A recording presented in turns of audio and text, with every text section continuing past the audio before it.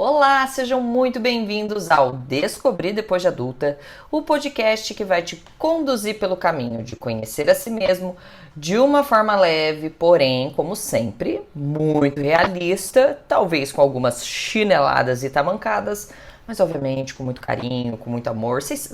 Quem tá aqui comigo há mais tempo já tá sabendo como é que é o esquema, como é que o negócio aqui dentro desse podcast funciona. Tá mancada com amor para trazer vocês para a realidade. Meu nome é Andréia Chociai, no meu Instagram, @Andréia Chociai, e no TikTok também, @Andréia Chociai. Você pode conhecer um pouquinho mais sobre mim, então já aproveita, me segue por lá. Temos conteúdos diários, tanto no TikTok quanto no Instagram, conteúdos semanais no YouTube. E pasmem, porque nesta semana me esforçarei em fazer 3 episódios pro podcast, porque vocês não estão me deixando em paz. Vocês querem meu couro, vocês querem episódio diário. Eu não consigo, ainda não consigo, mas estou trabalhando para isso. Hoje o nosso episódio, como que eu posso dizer desse episódio? Ele é um pouquinho cascudo, espinhoso, doído até para algumas pessoas que podem estar ouvindo este podcast. Lembrando que é um episódio onde falaremos de términos, de fins de relacionamento de uma forma geral, tá? Vamos falar aqui vamos extrapolar o relacionamento amoroso. A gente vai falar de amizade, de família, por exemplo. E digo espinhoso porque, pelo menos comigo, eu não começo qualquer relação que seja, qualquer uma, pensando no dia que vai acabar.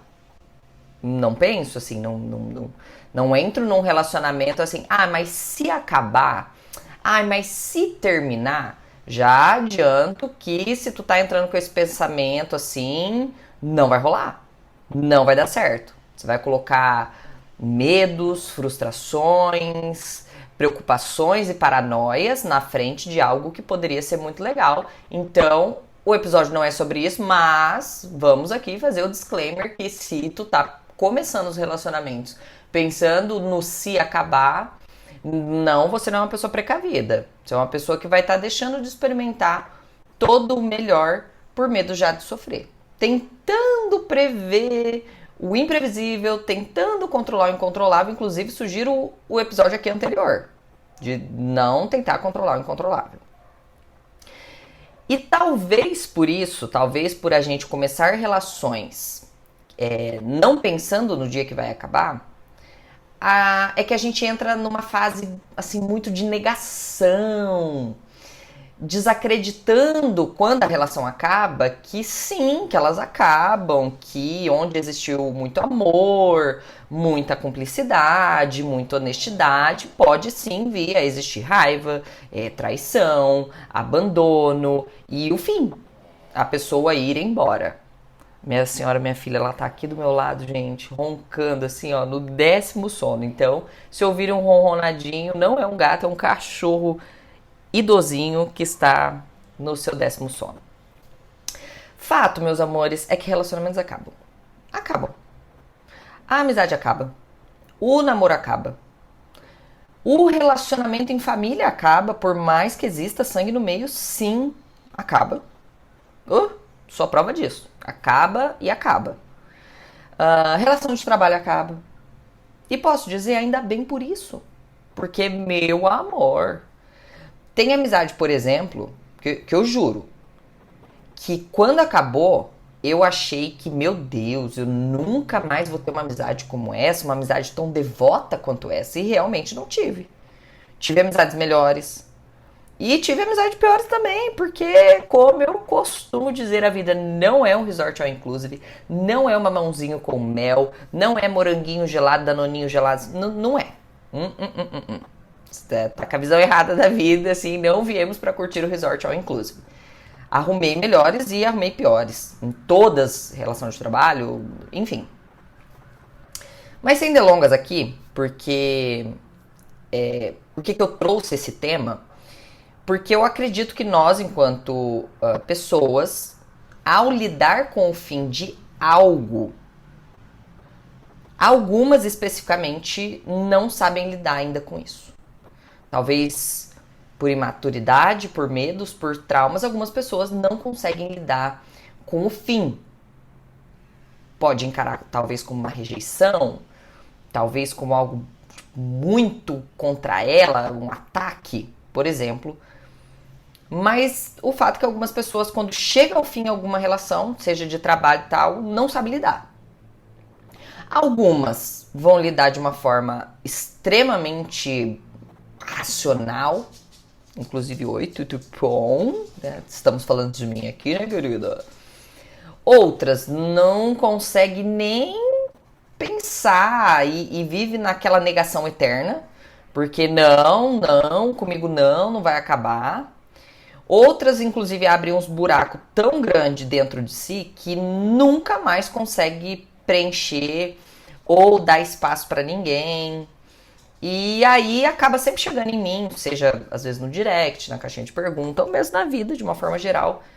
Andréia, como superar o fim de uma amizade? Andréia, como superar o fim do meu casamento? Como superar pipipi, popopô? Como superar? E aqui cabe sim, eu gosto muito de frisar isso, que coração dos outros é um terreno que ninguém conhece. Sabe aquela história do só sabe onde fica a goteira o dono da casa? Exatamente isso. Então aqui eu quero mostrar como eu encontrei formas de lidar com os meus términos, dando uma visão para vocês de talvez como uma pessoa que tem esse modus operandi mega racional, obviamente por mecanismo de defesa, meus amores. Mas isso é um assunto para outro episódio. A ideia é trazer alguns insights dentro desta minha racionalidade, da forma como eu encontrei de lidar com os términos, de superar, não aceitar, superar os términos, que talvez possam te ajudar a passar por esses momentos ruins, dolorosos, que é uma merda. Gente, fato, é uma bosta. Acabou. Por mais que assim, ai, tava ruim. No momento que acaba, é uma merda. Porque no momento ali foi bom. No momento foi gostoso. Tem alguma lembrança dali.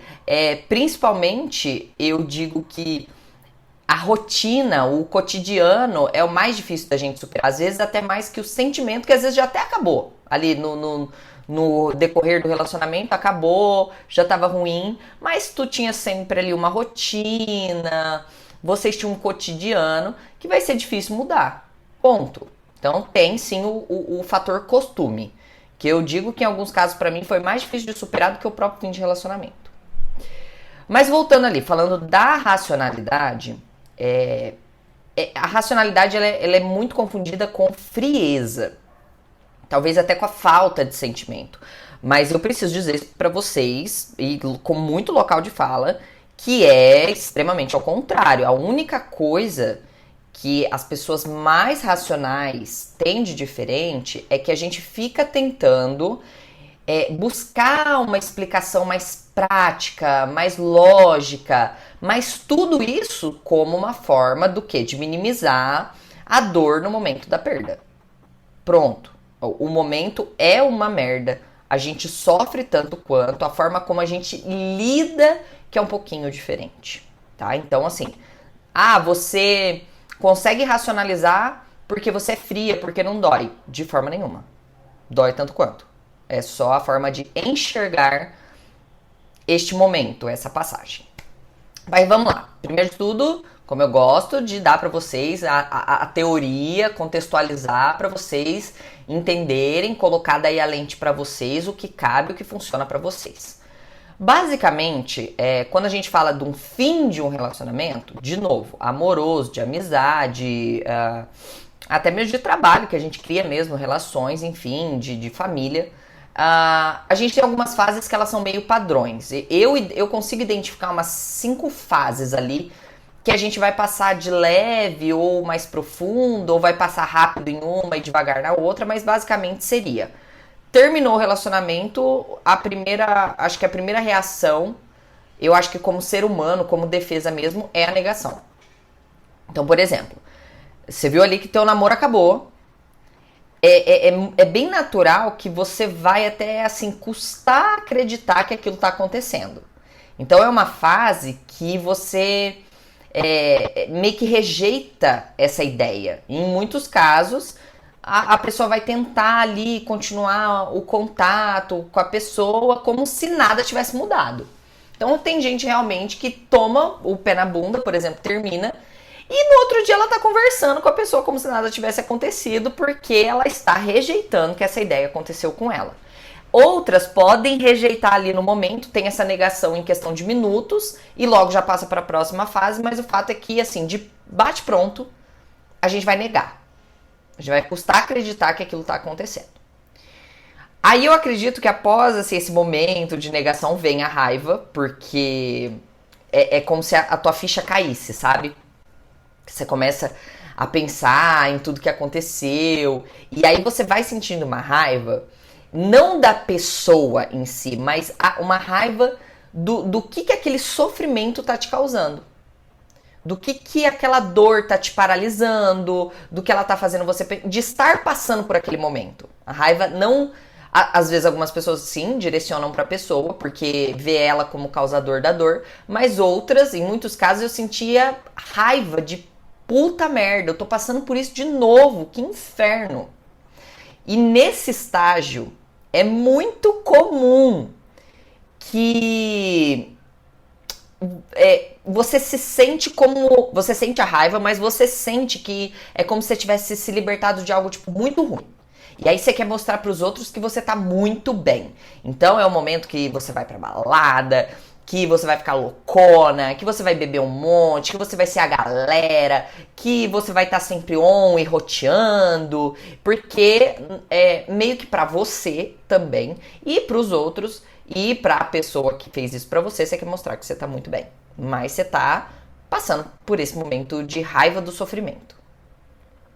Uma terceira fase que eu identifico muito, daí entra após esse pico de raiva, em alguns casos é a negociação, que eu vejo muito assim, que algumas pessoas a raiva ela começa a passar e vai surgindo dentro dela, assim, uma vontade tipo, incontrolável, de tipo assim, preciso tentar de novo. Ai, eu preciso conversar com ele. Ai, eu preciso conversar com ela. Não, porque não pode ser. Eu preciso negociar, mostrar que eu vou mudar, que vai ser diferente. E vem essa vontade incontrolável maluca. Então é a hora que, assim, bebeu e quer mandar mensagem, quer pedir pra voltar, é o oi sumida, dizer que tá com saudade, porque você tá querendo mostrar que, olha, dá pra ser diferente. E aí, em seguida, pode acontecer de você entrar na quarta fase, que eu entendo que é uma fase mais depressiva, que geralmente você pode sim ter tentado negociar e teve recusa das propostas que você fez de ser uma pessoa melhor, de mudar. E aí, nessa hora, tu fica perdido. E aí não tem mais meio que uma negação nem nada, você já sabe que aconteceu, tá sentindo raiva por isso, não quer mais estar sofrendo, mostrou que pode ser melhor e a pessoa continua não querendo. Então você fica literalmente perdido. Tipo, meu, nada mais faz sentido. Minha vida não tem sentido, eu não sei o que eu vou fazer, eu não sei por onde começar. E inclusive é nessa fase que alguns costumam ficar mais em casa. Perde aquela vontade de sair ali da hora da raiva, de ver os amigos, de nada. Quer ficar naquela fase bem moletom, tomando sorvete, com a cara cheia de creme pra espinha, aquela coisa bem filme de romance. Mas essa fase mais depressiva, inclusive era o momento que eu só queria dormir. Meu Deus, eu intercalava períodos de coma, não queria nem tomar banho. Pausa pra minha água, senão eu não consigo chegar no final. Então entra essa fase mais depressiva até que ela vai passando e a gente entra daí na última fase, que é a aceitação, que quando parece assim, a vida nunca mais vai voltar ao normal e você vê que ela vai voltando, que as coisas vão acontecendo, você vai percebendo que você é mais forte, que você tá passando por aquilo, que o tempo vai passando, né? Vai lembrando que sim, você já superou situações muito piores, que dá pra recomeçar, reconstruir sua vida com outras pessoas, de um outro jeito. Então você começa a entrar nessa fase da aceitação. Mas algumas pessoas, inclusive, elas param em algumas fases e não saem mais. Porque talvez não sabe lidar com o sentimento, porque talvez não dá abertura para lidar com o sentimento. Então, por exemplo, assim, quantas pessoas que ficam lá no estágio da raiva, lá no segundo ponto, e aí quer todo santo dia provar o quanto tá bem, o quanto tá saindo, o quanto tá bonito, o quanto tá cheiroso, o quanto tem gente, o quanto tem amigo em volta dele, bebendo, pegando todo mundo. Ou, por exemplo, no caso de amizade, ai, olha aqui, eu já tô cheia de amigo novo, eu já tô cheia de gente nova. E a pessoa fica presa ali naquela fase e não termina de viver o luto, de passar por todas essas fases, se recompor e recomeçar. Acho que vocês conhecem algumas pessoas assim, se até se já não foram. Eu já tive fins que o meu momento, esse episódio da raiva, durou quase que um ano. Já tive momentos onde o período depressivo durou mais. Já tive períodos onde eu nem negociei. Na verdade, eu vou falar pra vocês que negociação é uma fase que não existe pra mim. Se isso aconteceu, meu Deus, eu não consigo me lembrar de uma vez sequer em que eu negociei, procurei a pessoa, enfim, mas sou eu. Porque cada um é diferente. Mas de uma forma de leve, talvez pulando uma ou duas etapas ali, a gente acaba passando por essas fases. Em relacionamento amoroso, em amizade, a gente vai passar ali no momento da negação, da depressão, da raiva, enfim. Mas passa. E cada um do seu jeito, no tempo que for levar cada uma delas. E como o que eu quero trazer para vocês é como que eu fazia para passar por essas fases, para chegar no momento de aceitação, para superar assim o fim do relacionamento. Aqui principalmente quando partia da outra pessoa, tá? Então pode ser desde quando a pessoa pedia o fim ali, ó, quero acabar, quero terminar, ou quando aconteceu de relacionamentos onde a pessoa fez uma merda colossal comigo, esbarrando em valores, em coisas que eram importantes pra mim, que impossibilitou que eu continuasse com ela. E aí, assim, eu terminei, mas por cagada da pessoa. Porque eu realmente acho, e aqui é um achismo, tá? Pode ser diferente pra você, que quando é a gente que finaliza, quando a gente chega e dá o ponto, quando a gente chega e rompe, e acredito mesmo que seja assim com vocês também, a gente vai passando por todas essas fases, sim, mas é dentro do relacionamento. Então, às vezes você tá num relacionamento tão ruim que você negou já de início que tava ruim e tal, mas você tá ali, você tá namorando com a pessoa. Depois você começa a ficar com raiva da pessoa, você começa a ficar puta, começa a dar uma afastada dela, começa a ficar mais perto dos teus amigos, mas ainda tá ali com ela. E passa por essas fases dentro do relacionamento. Só que aí chega uma hora que entorna o copo. Que assim, aquela micro gotinha faz o copo entornar. E aí você não consegue mais permanecer. E daí talvez por isso, quando acaba, você meio que já tá pronta pra outra, você já aceitou, tua vida já guinou, você já tá indo. Então, aqui eu vou trazer mais quando parte do outro. Quando seja numa merda, ou seja porque não quer mais, seja porque...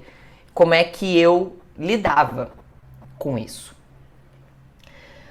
Eu acho que primeiro de tudo, ou o primeiro passo de tudo, era me permitir sofrer. Então a pessoa terminava, acontecia essa merda, eu me permitia sofrer.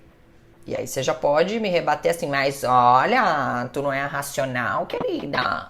Você não é a que pensa, que é analítica. Sim, mas aí é que tem uma grande diferença. Primeiro de tudo, eu me trancava onde ninguém podia ver. Então, provavelmente na minha casa, no meu quarto. Porque eu sempre meio que carreguei isso comigo. Se a pessoa não pode ajudar, ela não precisa saber das minhas dores. Então, por isso, por exemplo, vai ser muito difícil vocês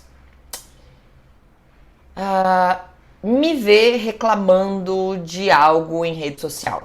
Então, por exemplo, eu reclamei esses dias, por exemplo, de atraso médico e tal, mas eu acredito que essa não é uma dor da Andréia, essa é uma dor meio que generalizada das pessoas que se incomodam com muitos atrasos médicos. Então, foi ali um momento que eu externei, coloquei pra fora, inclusive logo depois já me arrependi porque, putz, as pessoas não têm que saber onde meu calo tá apertando. Mas enfim, é muito difícil ver ali eu reclamando de alguma coisa, porque se não vai me ajudar, pra que precisa saber? Entende? E aí, nesses momentos que eu me fechava dentro de casa, ou no meu quarto, eu chorava. Ah, meu amor, mas eu chorava. Mas tipo, novela mexicana, daquela assim, de a hora que você chora no banho, sabe? Que você encosta na parede e vai chorando e sentando assim, e a água caindo, e a lágrima caindo, sentindo assim a maior pena de mim. E aí eu lembro que eu intercalava choro com sono. Sono tipo coma mesmo. Porque, meu amor, eu uso meu soninho de fuga como ninguém. Eu acordava, chorava, não me alimentava nessa época porque eu simplesmente perdia a fome, perdia a vontade de viver. Eu chorava. Gente, é isso que eu falo. A gente é racional, mas eu sofria ao extremo, com a única diferença que no meu casulo, no meu canto. Pra ninguém que pode me ajudar não precisava saber. Outra coisa que eu sempre fiz e faço até hoje, faço muito, desde relacionamento de trabalho que acaba, amizade principalmente, cortar formas de saber da vida da pessoa. Porque eu sempre enxerguei assim, eu sempre citei esse exemplo, nossa, desde muito nova. Ficar tentando saber da pessoa é como uma caixinha de alfinetes. Você já sabe que se você enfiar teu dedo ali, você corre um risco assim de 99% de chance de ser espetado. Porque quem já viu uma caixinha de alfinete, ela é toda desorganizada, os alfinetes dele, eles não têm uma ordem. Obviamente, se você enfiar o dedo, você vai se machucar. Então, pra que eu vou enfiar o dedo ali? Então, era um momento onde eu silenciava parente, amigo, quando eu não parava de seguir. Porque eu já me precavia, eu já fazia aquele bloco preventivo. Então, assim, não quero ver foto junto, não quero saber o que tá fazendo da vida. Me afastava totalmente de rodinha de amigos. Sabe essa coisa de... Eu vejo muitas pessoas assim. Ai, mas os nossos amigos eram em comum. E aí a pessoa não se afasta desses amigos em comum e aí você quer entrar num cabo de guerra. Vamos ver do lado de quem esses amigos ficam. E começa a frequentar junto. E aí é torta de climão, e aí começa a ficar puta com o amigo que ficou mais do lado de lá do que do lado de cá. Então eu sempre partiu de mim me afastar. Ai, Andréia, mas eram seus amigos também. Como meus amigos, eles vão entender. Se quiser me ver, quando assim, vai na minha casa, a gente vai ter um momento só nós. Mas eu sabendo que é um rolê, algum lugar que a pessoa vai estar, partia de mim me afastar. Eu sem problema nenhum, porque quem era amigo ia entender e eu deixava isso muito claro, olha, não quero ver fulano e tal, então eu vou me afastar um pouco. Os de verdade continuavam me vendo em outros lugares e tudo mais, e quem quisesse achar ruim que achasse no seu próprio canto. Mas eu silenciava mesmo, parente, amigo, essas coisas, tudo. E principalmente pedia para não me tragam notícias. Eu me lembro até que num dos finais de relacionamento mais difíceis que eu passei na minha vida, eu me lembro que foi a primeira coisa que eu disse na roda das minhas amigas. Não me tragam notícia do fulano. Eu não quero saber se viram, se conversaram, se viu com outra. Esse assunto está proibido entre a gente.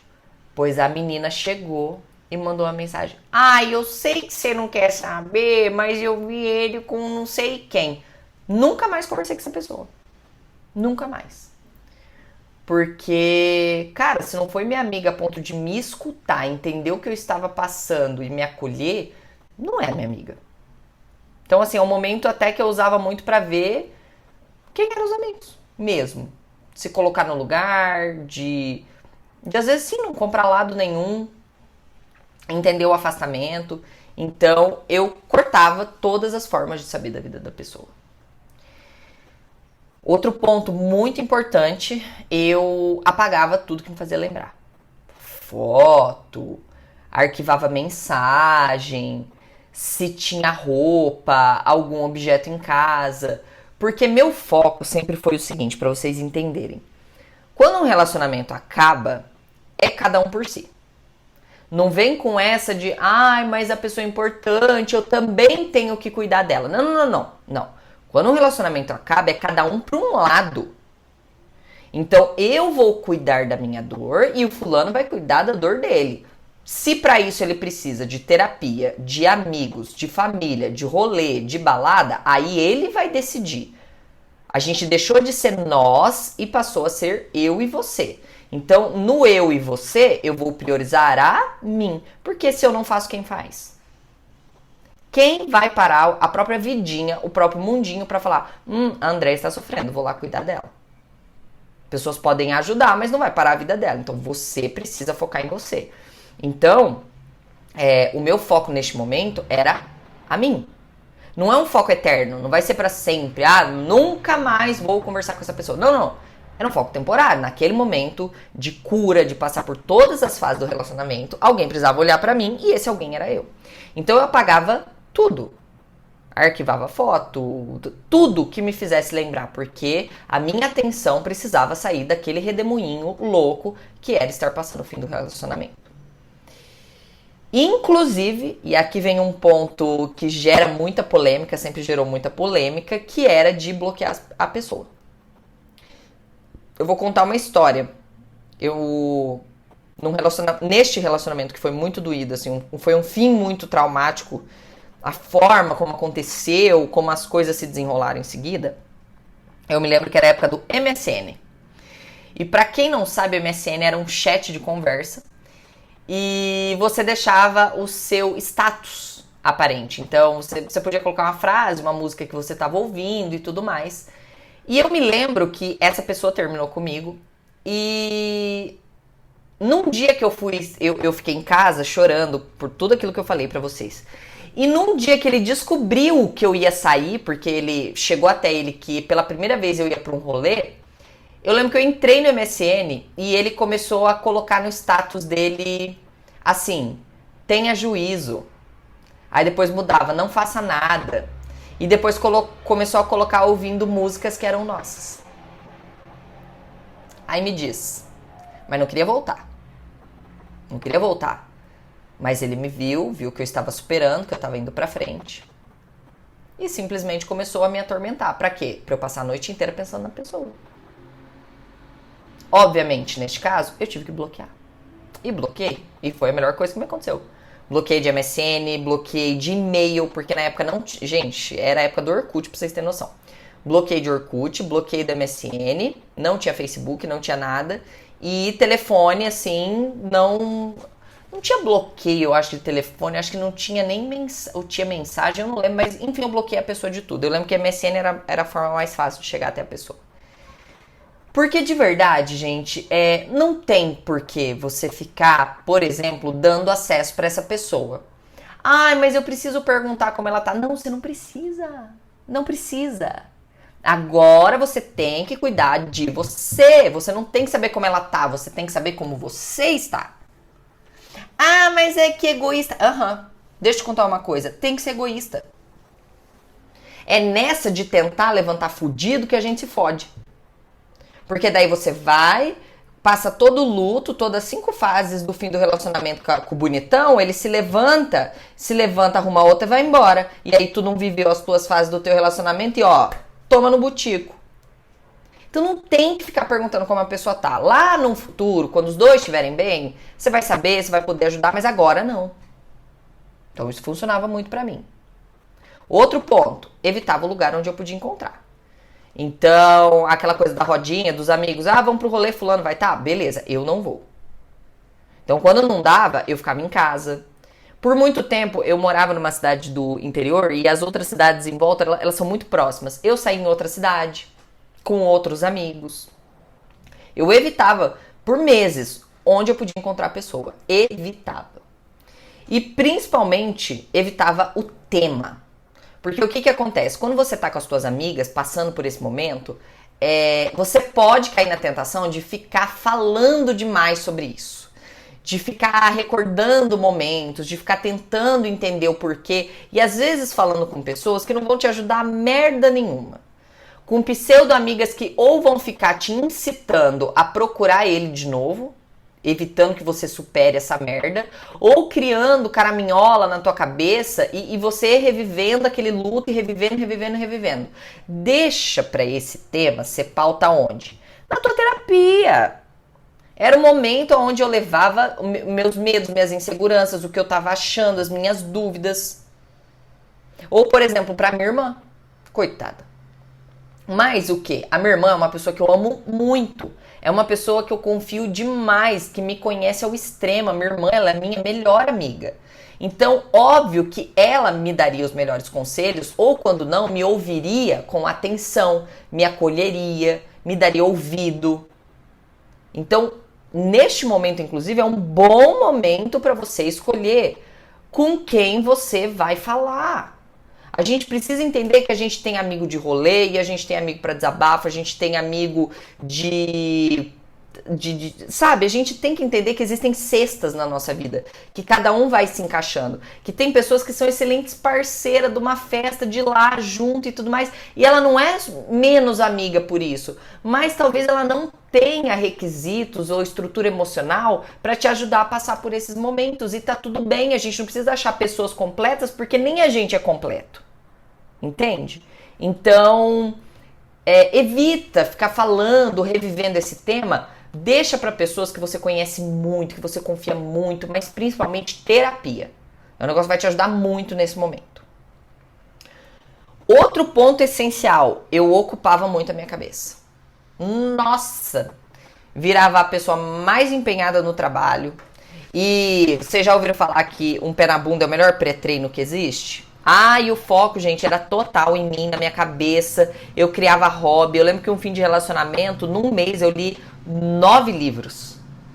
Menino, mas li, hein? Li, me afundei, me alienei em série, criava um hobby, começava a pedalar, começava a correr. Por quê? Pra fugir? Não, pra ocupar minha cabeça. Porque se você deixar as coisas que estão doloridas, as coisas pelas quais você sofre demais, elas tomam a sua cabeça, que quando você vê, você só tá pensando nisso e fica escravo do teu pensamento e fica assim, como minha mãe costumava dizer, benzendo o tormento, fica ali pensando, não consegue reagir, não consegue se levantar. Outro ponto, vai ter hora que a cabeça vacila,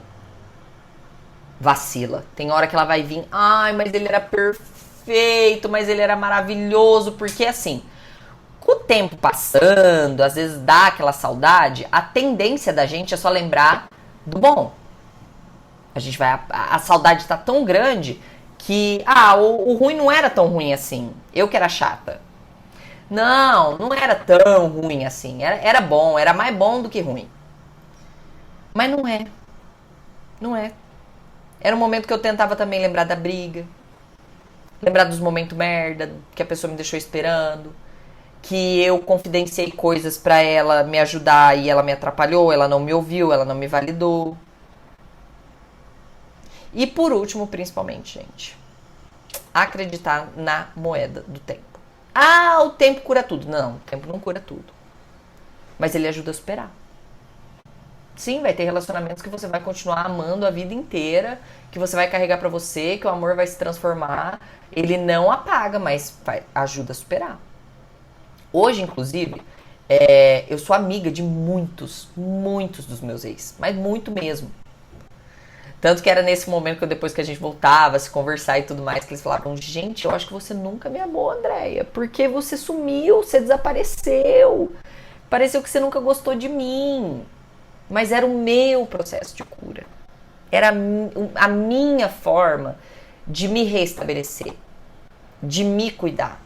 Talvez porque eu nunca tenha tido um amparo, por exemplo, na minha infância, de passar por momentos ruins. Então eu aprendi a me curar, eu aprendi a encontrar conforto.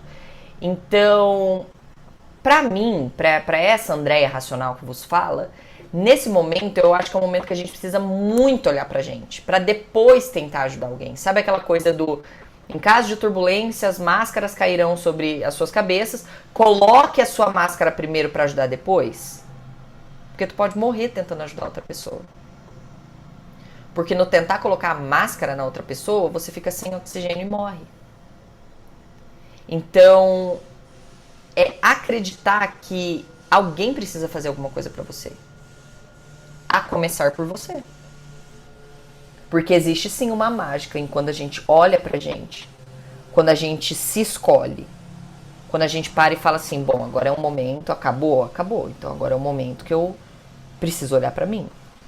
O que foi que eu errei, o que foi que eu acertei, como que eu vou curar? Ah, vou o quê? Precisar de terapia, preciso de amigos, preciso botar pra fora, preciso cuidar da minha espiritualidade. É o teu momento. É o momento de olhar muito pra você. E obviamente, que já me chamaram de fria, já falaram, mas essa não é a melhor forma, não sei o quê, mas até hoje foi o que me possibilitou sim colocar pontos finais. Inclusive, a ponto de hoje ter relacionamentos muito saudáveis com algumas dessas pessoas. Com as boas, né? Porque, meu Deus, eu tive um Chernobyl na minha vida que, olha, não quero assim nem... Assim, por ser... Não ser um relacionamento ruim, um ser humano ruim. Esses, assim, quero distância mesmo. Mas hoje eu posso ter relacionamento com algumas pessoas que fizeram parte da minha vida com muito carinho, com muito respeito. Amigos que mancaram feio comigo, que hoje, depois de passar, depois de superar, nossa, a gente conversa e é muito gostoso lembrar daquela fase e tudo mais. Então, assim, é um jeito meu. E o que eu trouxe aqui não é a melhor forma, mas é uma forma. E talvez uma outra coisa que eu disse pode te ajudar a passar, mas principalmente lembrar que as coisas são feitas para acabar. Que sim, tudo tem começo, meio e fim. E que às vezes você vai precisar encerrar um ciclo para o novo chegar. Tem hora que a gente precisa arrancar o toco para plantar uma árvore nova. Tem hora que a gente precisa arrancar todo azulejo para colocar um novo. Para o melhor, para o mais bonito, para o renovado. Mas a gente precisa se dar essa chance. Não dá pra gente parar em uma das fases lá do final do relacionamento e amargurar e tentar reviver, e a vida da pessoa vai seguindo e a sua vai ficando. A gente precisa superar. Pelo menos se dá a chance de recomeçar. Espero de coração que alguma dessas loucuras dessa cabeça desvairada aqui tenha te ajudado a sair dessa merda, desta fossa, lembrando que tudo passa nem que for por cima da gente. E é isso, te espero no próximo episódio.